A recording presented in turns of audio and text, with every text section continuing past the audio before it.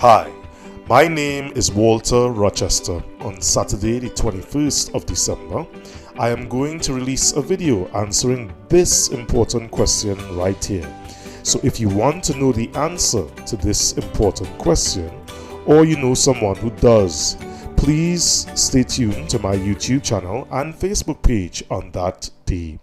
Just search Walter Rochester on those platforms. I'm out. Hi, I'm Walter Brian Rochester, and this is Walter on Everything, a series in which I'll be attempting to answer real questions from real people like yourself. Well, today our first question comes from a young lady by the name of Malaika, but I must say happy birthday to my loving wife today when I'm recording.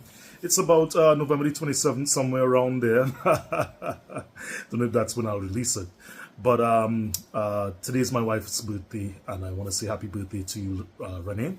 Love you very much, and may God's blessings and may His mercy and His grace continue to be with you. All right, let's get to Malaika's question, and we'll take things from there. Why do blessings appear to be delayed for those who are trying to follow God and walk in His way, while those who follow the flesh appear to receive immediate blessings? This is a very good question, Malaika, and I do like your name, Malaika. Very nice. Okay, so you are fed up of doing the right thing for yourself, your family, and for God, but not seeing good or great enough results. Whereas when you look around you and observe others, you may have grown up with or may have or had a similar start to you, they seem to be doing really well. So, yep, this is a conundrum. So the first thing is, Malaika, is that you need to stop watching what other people have or where they are at to determine if they are blessed. Just because someone drives a better car than you or lives in a bigger house, it does not mean that they are more blessed than you. It may not even mean they actually have more than you either. You know, some people, they do things through incurring massive, and I mean massive amounts of debt, because they are not content with just using what they have. And that could lead to all forms of physical and psychological pressures later on in life. Right? So, yeah. Two, you don't know what evils people are doing to get what they have or where they get to. You know, some people sleep with whom they should not sleep with in order to climb in rank or the corporate ladder. Some pay or take bribes or bypass rules and gain licenses. Some are involved in different fraudulent schemes involving identity theft, credit card fraud, hacking, or some other form of criminal or unethical behaviors that makes the lives of their victims horrible, by the way. So what they have is not actually a blessing, Malaika, but a curse that is adding up against them and will be revealed in time.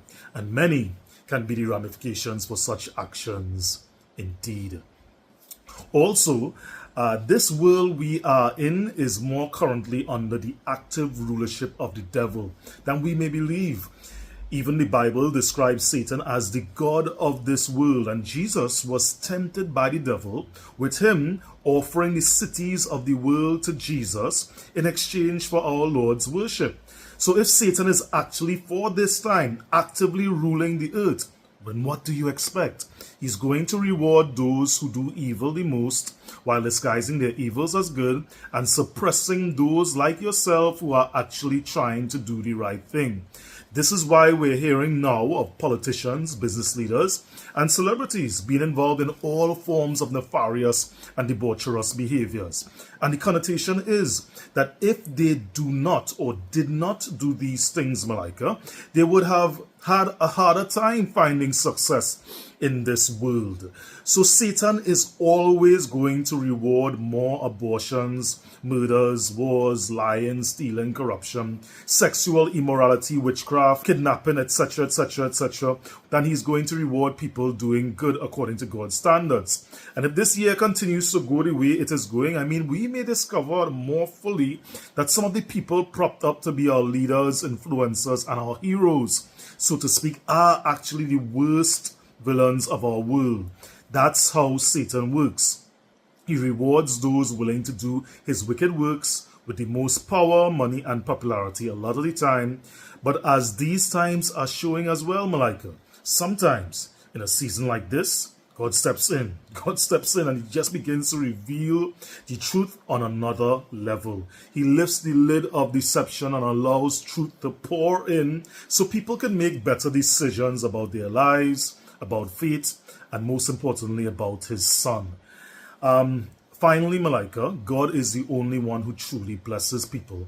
While Satan makes you feel like you're being blessed, really and truly, you are going to pay dearly for whatever he gives you if you are going into a deal with him. So a lot of people have gone into the music industry, for example, and they often think they have access to a lot of, all these millions with houses and cars when they sign with a record company or so. And when in truth and in fact, they are being placed into great debt. It's a debt that they have to repay. And in addition to this, many are cornered into doing things with their bodies that they never thought would be a part of the deal.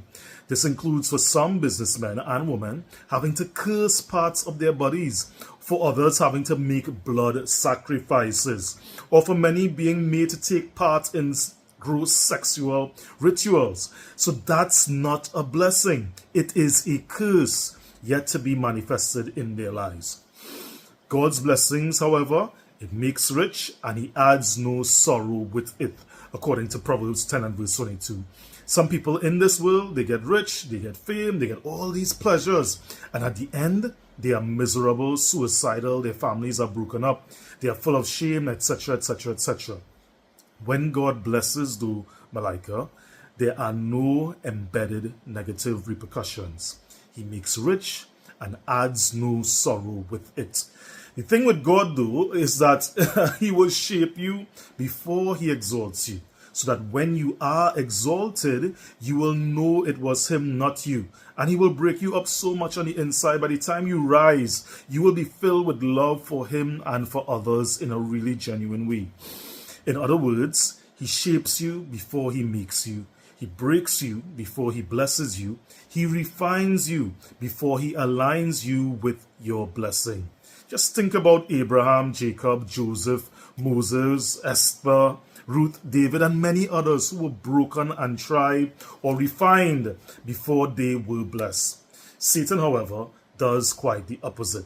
He will give you everything on the front end without any care for your moral character, and then punish, penalize, and torment you with repercussions you never knew were part of the deal, including curses, demonic harassment, disease, mental breakdowns, family tumult, character assassination, jail, exploitation, blackmail, control mechanisms, etc., etc., etc., etc., on the back end. So you will feel it is a sweet deal, but it will be followed by many years and perhaps even an eternity of regret.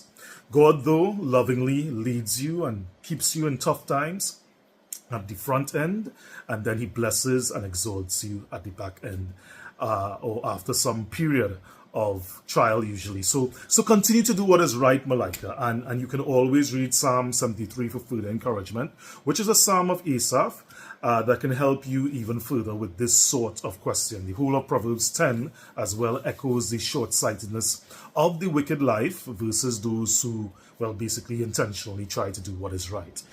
But yeah, I hope what I said helps and encourages you to continue doing the right thing. God will reward you in this world and especially in the next. God bless you.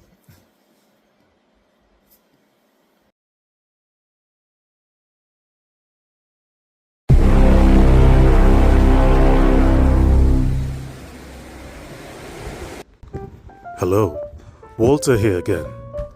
The video you just watched is absolutely free, and I hope it encourages you or someone you love or care about in a really special way. If you want to give a monetary gift to support me creating more videos like this, you can use the PayPal link located in the video description. You can also find information on other ways of donating to me creating these videos in the description area. including banking account information and info for Western Union and Moneygram transfers. If you want to send a monetary gift to the ministry I founded instead, that is to Revive 19 Ministries, the banking information can be found in the description for local and international transfers, or you can send a text or WhatsApp message to this number saying, requesting more info. If you need more information, that is. If you want to book me as a guest speaker, an event or TV host/presenter, for interviews on podcasts or radio, and the like, or even for one-on-one sessions in spiritual life coaching, you can send an email to wrmwelove@gmail.com. That's wrmwelove@gmail.com. Make sure to describe your request, and arrangements can be made from there. Blessings, and thank you for watching.